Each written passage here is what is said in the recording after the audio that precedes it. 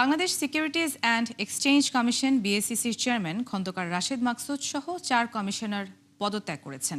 বৃহস্পতিবার সকালে অর্থ মন্ত্রণালয়ের আর্থিক প্রতিষ্ঠান বিভাগে পদত্যাগপত্র জমা দেন তারা। বিদায়ী বিবৃতিতে রাশেদ মাকসুদ বলেছেন, পুঁজিবাজারের অস্থির সময়ে তার দল কমিশনের নেতৃত্বের দায়িত্ব গ্রহণ করে। দায়িত্ব নেওয়ার পর থেকেই আইনি কাঠামো ও বাজার শৃঙ্খলা পুনর্গঠনের উদ্যোগ নিয়েছেন বলেও দাবি করেন তিনি। বিএসইসি চেয়ারম্যান ও 4 কমিশনার নিয়ে গঠিত কমিশন একযোগে পদত্যাগ করায় কার্যত শূন্য হল পুঁজিবাজার নিয়ন্ত্রক সংস্থার শীর্ষ নেতৃত্ব। কিছুদিন ধরে বিএসইসি পুনর্গঠনের উদ্যোগ নিয়ে আলোচনা চলছে সরকারের ভেতরে। এই প্রেক্ষাপটে চেয়ারম্যান ও কমিশনাররা একসঙ্গে সরে দাঁড়ালেন। বিবৃতিতে রাশেদ মাকসুদ জানান, প্রায় 21 মাস দায়িত্ব পালনের পর ব্যক্তিগত কাজে মনোনিবেশ করতে সরকারি এই পদ থেকে সরে দাঁড়ানোর এই সিদ্ধান্ত।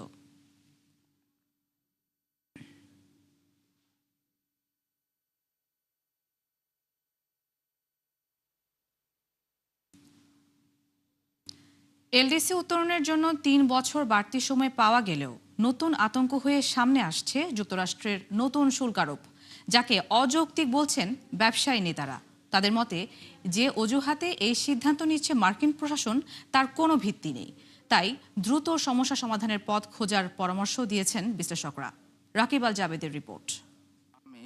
আমি সশ্রদ্ধ চিত্তে তারেক রহমান সশস্ত্র চিত্রে শপথ করিতেছি যে ক্ষমতায় এসেই এলডিসি থেকে উত্তরণের সময় পেছাতে জাতিসংঘে আবেদন করে বিএনপি সরকার। মূলত ব্যবসায়ীদের আপত্তি আর চলমান অর্থনৈতিক সংকট মাথায় রেখেই নেওয়া হয় এই উদ্যোগ, যার পক্ষে তুলে ধরা হয় পর্যাপ্ত যুক্তিও। বাংলাদেশের করা আবেদন পর্যালোচনার পর ইতিবাচক সাড়া দিয়েছে জাতিসংঘের committee for development policy CDP. বৈশ্বিক সংকটে জ্বালানি সরবরাহ ব্যবস্থা ও আন্তর্জাতিক বাণিজ্যের অনিশ্চয়তায় প্রস্তুতির ক্ষেত্রে বাংলাদেশের ওপর বড় প্রভাব ফেলেছে বলে জানানো হয় চিঠিতে, যাকে কঠিন এই সময়ে স্বস্তিদায়ক বলছেন ব্যবসায়ী নেতারা। তবে সময় নষ্ট না করে পরবর্তী উত্তরণের জন্য চূড়ান্ত প্রস্তুতির পরামর্শ দিয়েছেন অর্থনীতিবিদরা। সরকার এবং প্রাইভেট সেক্টর একসাথে ইউএনসিডিপিকে আমরা ইন্টারভিউতে আমরা জানিয়েছি, দাবি জানিয়েছি এবং রিজনগুলো প্লেস করতে পেরেছি।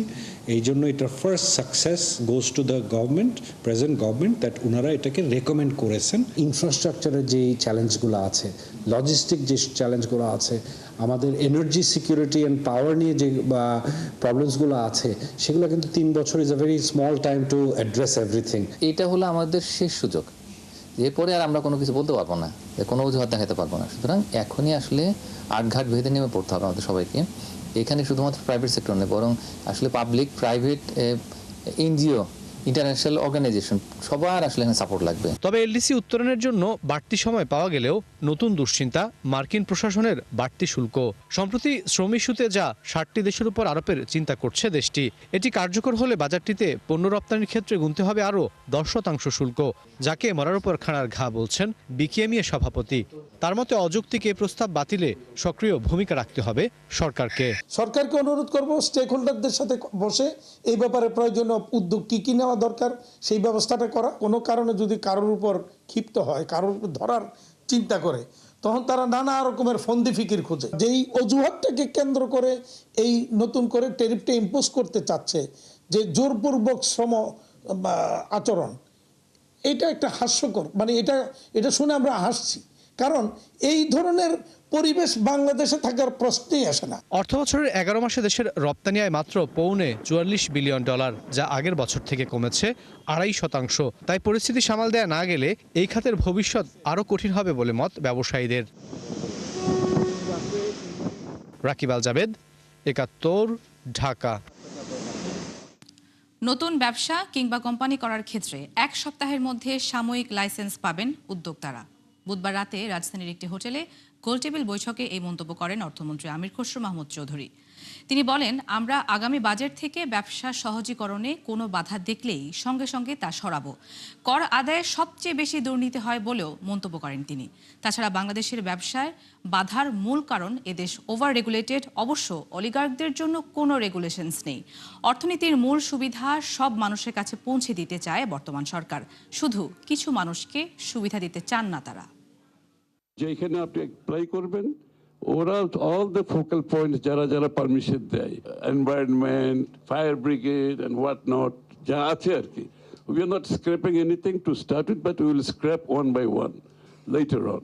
Immediately আমরা যেটা করছি, এক জায়গায় অ্যাপ্লাই করলে আপনি ওরা সব ফোকাল পয়েন্টে পাঠিয়ে দেবে, they have to come back within a week. চলতি 2025-26 অর্থ বছরের বাজেট ঘাটতি মেটাতে ব্যাংকের ওপর নির্ভরতা বেড়েছে 20%, যা অনিশ্চয়তায় ফেলেছে বিনিয়োগ কর্মসংস্থানকে। সরকারের কর অব্যাহতি সুবিধায় বড় ধরনের ঘাটতি রেখেই শেষ করতে হবে অর্থ বছর। সিপিডি আয়োজিত মিডিয়া ব্রিফিংয়ে বক্তারা বলেন, দফায় দফায় জ্বালানি ও বিদ্যুতের দাম বাড়ানোর প্রভাব পড়েছে সাধারণ মানুষের ওপর, যা উস্কে দিয়েছে মূল্যস্ফীতি, ক্ষতিগ্রস্ত হয়েছে বিনিয়োগ বাণিজ্য।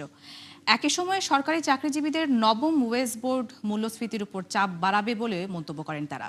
এ সময় এডিপি বাস্তবায়নে মন্ত্রণালয়গুলোর ব্যর্থতার চিত্র তুলে ধরে এবং সিপিডি নির্বাহী পরিচালক ডক্টর ফাহমিদা খাতুন বলেন, অর্থ বছর জুড়েই বড় দুশ্চিন্তার কারণ ছিল প্রাতিষ্ঠানিক দুর্বলতা আর মধ্যপ্রাচ্য যুদ্ধ, যা থেকে উত্তরণে নতুন সরকারকে দ্রুত পদক্ষেপের পরামর্শ দেয় সিপিডি।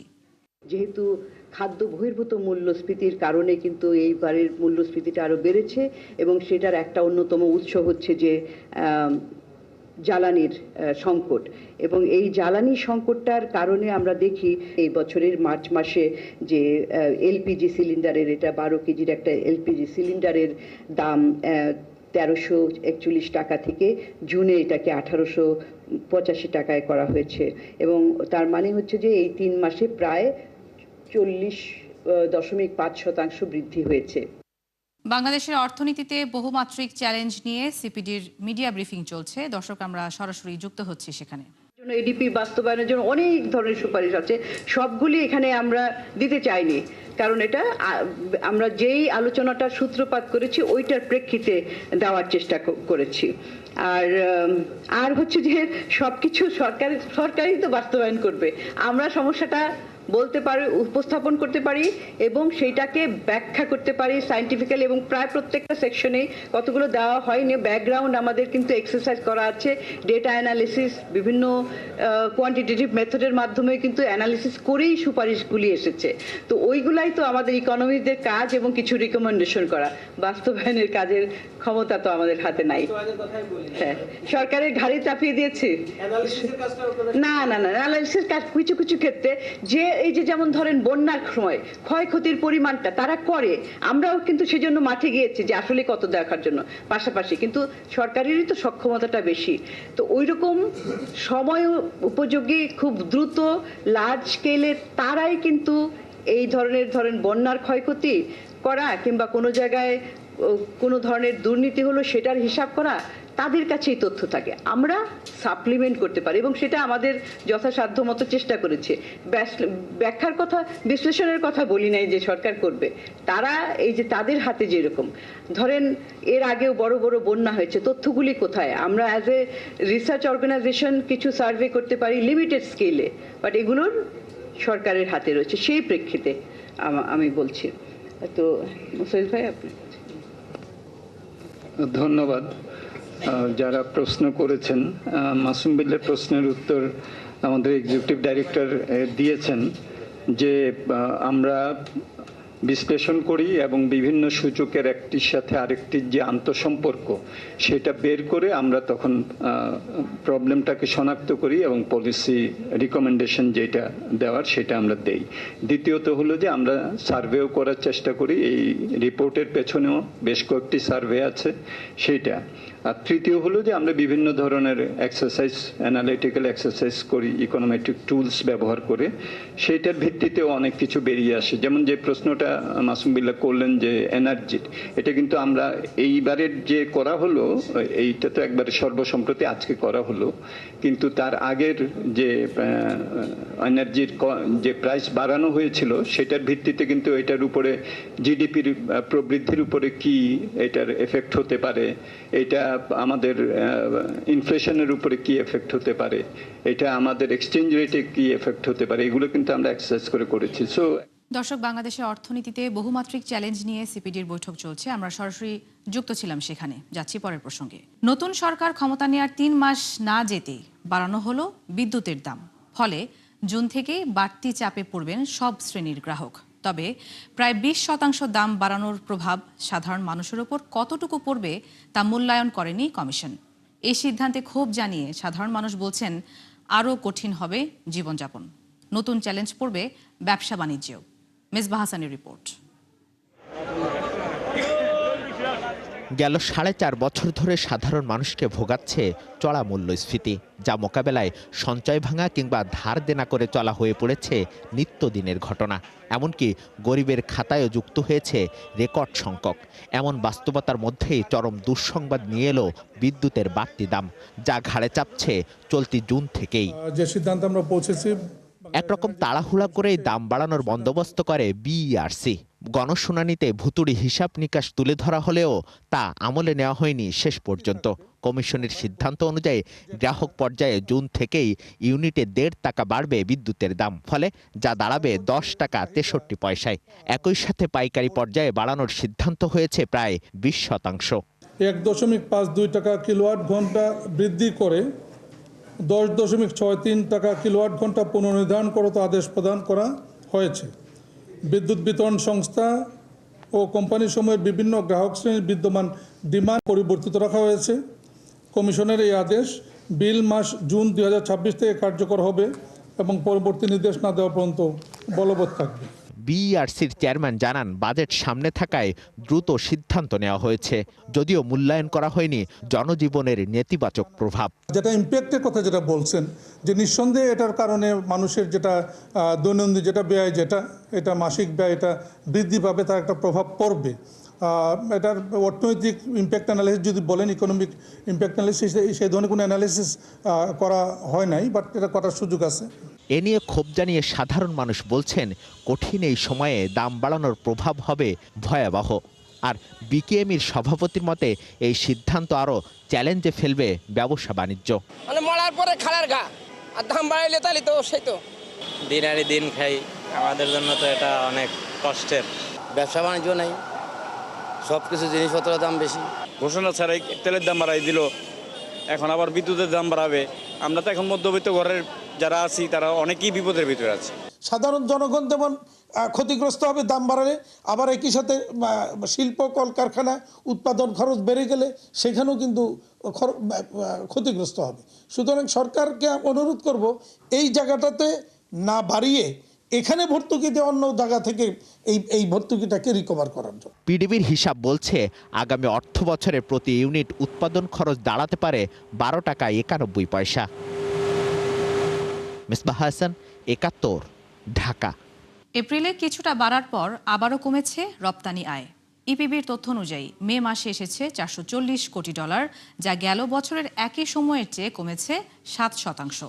প্রতিবেদন অনুযায়ী চলতি 2025-26 অর্থ বছরের 11 মাসে মোট রপ্তানি আয় এসেছে $4,379 কোটি, যা সর্বশেষ অর্থ বছরের একই সময়ের তুলনায় কমেছে 2.5%। বরাবরের মতো রপ্তানিতে শীর্ষ অবস্থানে পোশাক খাত, যেখান থেকে এসেছে $3,531 কোটি, আর বছর ব্যবধানে এ খাতে আয় কমেছে প্রায় 3.5%। তবে রপ্তানি বেড়েছে হোম টেক্সটাইল, চামড়া সহ বেশ কয়েকটি খাতে। উল্লেখ্য, চলতি অর্থ বছরে মোট পণ্য রপ্তানির লক্ষ্যমাত্রা ছিল $5,500 কোটি, যা থেকে বেশ দূরে বাংলাদেশ। দেশের জ্বালানি চাহিদা পূরণে 2,372 কোটি টাকায় 3 কার্গো এলএনজি কিনছে সরকার। বুধবার সচিবালয়ে অর্থমন্ত্রী আমির খসরু মাহমুদ চৌধুরীর সভাপতিত্বে ক্রয় সংক্রান্ত কমিটির বৈঠকে এই অনুমোদন দেওয়া হয়, যেখানে যুক্তরাজ্যের টোটাল এনার্জিস থেকে 2 ও সিঙ্গাপুরের বিপি সিঙ্গাপুর থেকে কেনা হবে 1 কার্গো এলএনজি।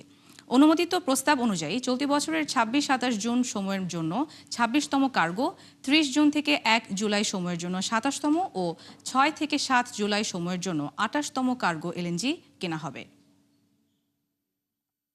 মার্কিন শুল্ক নিয়ে অনিশ্চয়তায় কমেছে সুইস ঘড়ির রপ্তানি।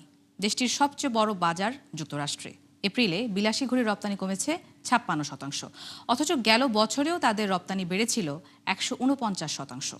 বিশ্লেষকরা বলছেন, শুল্ক নিয়ে ট্রাম্প ও মার্কিন আদালতের রেষারেষিতে বর্তমান অবস্থা নিয়ে শঙ্কায় ব্যবসায়ীরা, এতেই কমছে রপ্তানি।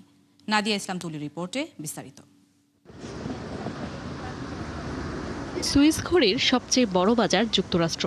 প্রতি বছর সুইজারল্যান্ডের তৈরি বিলাসী ঘড়ির 17 থেকে 20% চলে যায় মার্কিন মুলুকে। গেল বছর ট্রাম্পের শুল্ক ছড়ার আগেই পণ্য পাঠানোয় এই ঘড়ির বার্ষিক রপ্তানি বাড়ে প্রায় 149%, কিন্তু এবার ভাটা পড়েছে সেই ব্যবসায়। ট্রাম্পের শুল্ক ঝড়ে গেল এপ্রিলে ওয়াশিংটনে ঘড়ি রপ্তানি কমেছে 56%। সুইস ওয়াচ ইন্ডাস্ট্রি ফেডারেশনের তথ্য বলছে, এপ্রিলে আল্পস পর্বতমালার দেশটিতে তৈরি ঘড়ির মোট রপ্তানি $2.71 বিলিয়ন। বছরের প্রথম 4 মাসে দেশটির ঘড়ি রপ্তানি কমেছে 4%। শুধুমাত্র এপ্রিলেই কমে 16% বেশি। তবে ইউরোপে পণ্যপথ পরিবর্তনের কারণে ফ্রান্সে রপ্তানি বেড়েছে 46%। এদিকে সামগ্রিকভাবে কমেছে ঘড়ি তৈরির প্রায় সব ধরনের উপকরণের দাম। এই যেমন মূল্যবান ধাতু দিয়ে তৈরি ঘড়ির দাম কমেছে সবচেয়ে বেশি, 24.3%। এরপরে রয়েছে স্টিলের মডেল, যার দাম কমেছে 18.1%। বিশ্লেষকরা বলছেন, মার্কিন যুক্তরাষ্ট্রের গতিবিধি বোঝা এখনো কঠিন, কারণ শুল্ক এবং মজুদের প্রভাব একটি দোদুল্যমান পরিস্থিতি তৈরি করেছে, যা বছর জুড়ে অব্যাহত থাকার সম্ভাবনা রয়েছে। অর্থনৈতিক ও ভূরাজনৈতিক অস্থিতিশীলতার কারণে ক্রমাগত চ্যালেঞ্জের মুখোমুখি হচ্ছে বিলাসবহুল এই খাত। নাদিয়া ইসলাম তুলি, ৭১। দর্শক, ৭১ বিজনেসে এই ছিল এখনকার মতো। সরাসরি সংবাদ অনুষ্ঠান দেখতে চোখ রাখুন ৭১-এর ফেসবুক পেজে এবং সাবস্ক্রাইব করুন ৭১-এর ইউটিউব চ্যানেল। থাকুন ৭১-এর সাথে।